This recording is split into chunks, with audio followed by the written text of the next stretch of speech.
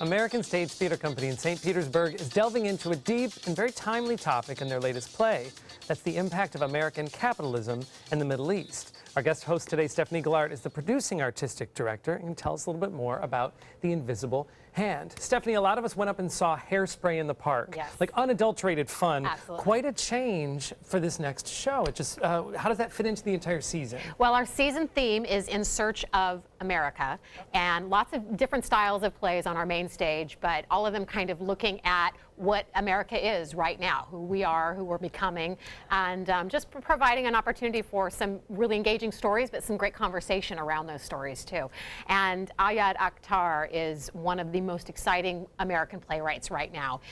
Many people in Sarasota may remember his work from Disgraced, which Oslo produced recently, and Disgraced won the Pulitzer and every other award out there. And The Invisible Hand is his follow-up play, and he writes a lot about, he's an American, a Pakistani-born, a Pakistani-American, and he writes a lot about geopolitical issues, but he writes with such a riveting story style. And The Invisible Hand is essentially about an American banker who is taken captive by a group of, not yet terrorists, but a group that could potentially evolve into a terrorist group. And they are seeking ransom to support their cause and their efforts. And of course, the U.S. does not negotiate with any group that resembles a terrorist group. And so the banker is left to his own devices to try and solve how to raise his own ransom.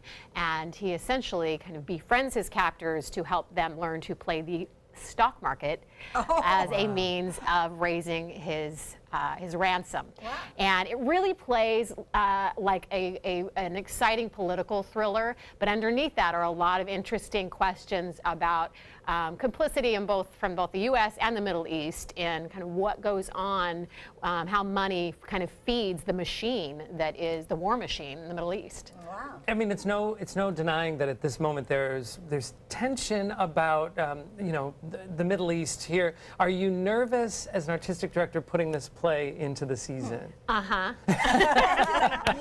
on this forward. But you know, Yes. this kind of it's always a way, when you look at theater, is a way to get topics that are very controversial, so it can come to the light. We can have discussions about it. So Yes. discussions. Yes. I always say, I have two goals with every play that I select. One is to tell a really good story, and the other is to open discussion and dialogue and get us kind of looking at things with a little bit more of an open mind, and particularly around challenging issues. That's where we kind of need those opportunities the most.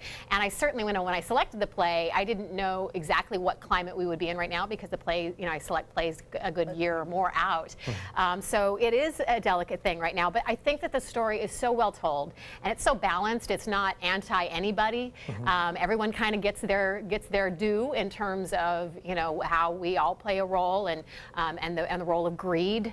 And ultimately, it's a really good story. So I think that's the thing that people will come away with, and for those who want to engage in it in more of the kind of intellectual part of it, there's that opportunity for them as well. But it's just a great thriller. So it's an exciting sounds like story. a great show, and it's a premiere, right? It's the Florida premiere. Florida We're premiere. really excited to have That's the Florida great. premiere. It opens tomorrow night. Wonderful. Yes, yeah, back in rehearsals this afternoon. If you want to check out The Invisible Hand at American Stage, you can get tickets and information at their website, americanstage.org. Next, it is time to tango, and we're going to learn that it is never too late. Love that.